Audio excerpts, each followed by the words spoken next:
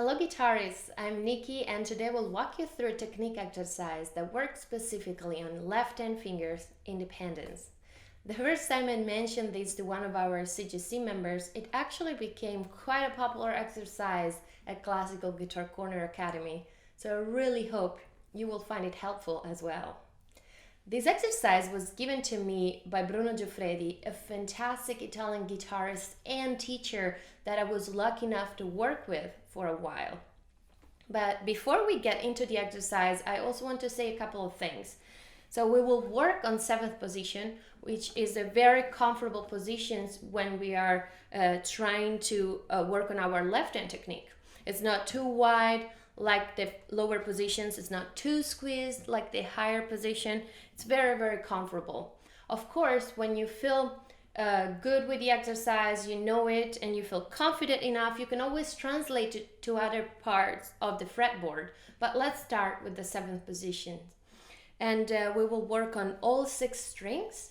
And while the left hand will repeat the same movements, the right hand can vary quite a bit.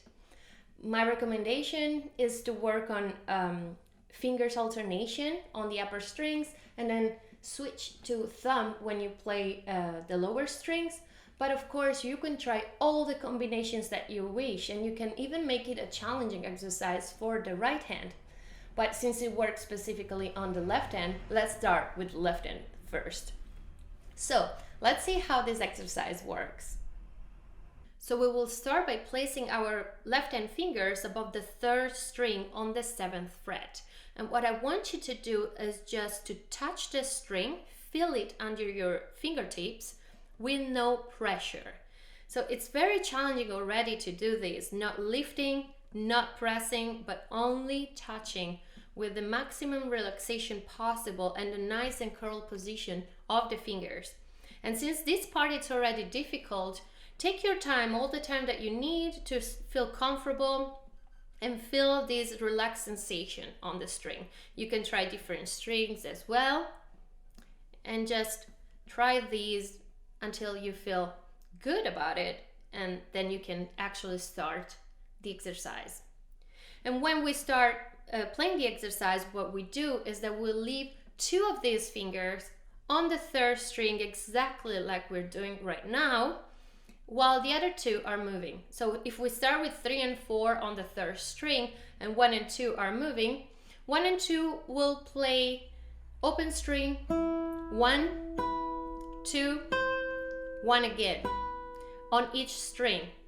We will skip the 3rd string, of course, but every string 0, 1, 2, 1, and etc. But the challenging part of the exercise is that we need to keep 3 and 4 relaxed on the 3rd string, not moving, not lifting, not pressing, and while we're doing the rest with 1 and 2. So it looks like this: 0, 1, 2, 1, then change string. You can even repeat twice as each string.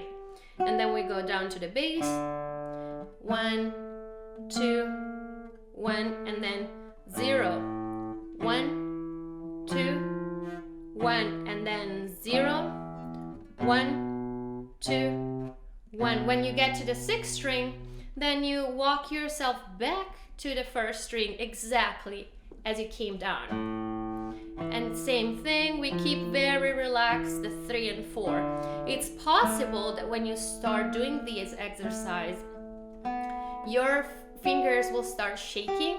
This is absolutely normal. So if you feel that this is very difficult to control, start very, very slowly. When I first started this exercise, I think I was playing at this pace. 1, 2. Very, very slow to control every detail and to keep these 2 fingers relaxed.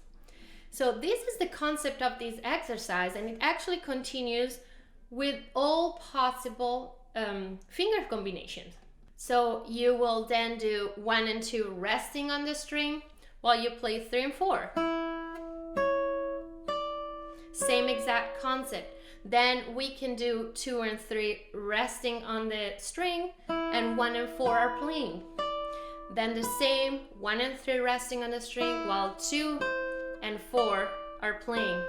Then 2 and 4 resting, while 1 and 3 are playing. This is actually one of the most difficult combinations. You will feel that some of them are more challenging. Take more time and spend more time on the combinations that are tricky. And then last but not least, 2 and 3 moving while 1 and 4 are resting. So all possible combinations of the left hand fingers. And same, you walk down to the 6th string and then up to the 1st string again. All the repetitions that you need. And of course, you don't have to do all the combinations in once. You can start by picking one and then the next day pick another. I encourage you to do very little at a time instead of doing a lot and maybe less accurately. In these exercises, it's very important to keep it accurate and pay attention to all the details. So this was the left hand fingers independence exercise, and I encourage you to stick to it for quite a bit. For example, you can play it every day for, let's say, a month, and then you will really see the improvement in your left hand technique. And hopefully you can see the improvement even when you play the repertoire that you're studying, especially when the repertoire has a lot of voices and requires a lot of control and independence in the left hand. And I prepare for you a worksheet that you can download for free. You can find it at a link in the description. And play the exercise and please let me know how it goes. I hope you have some fun with it. Bye!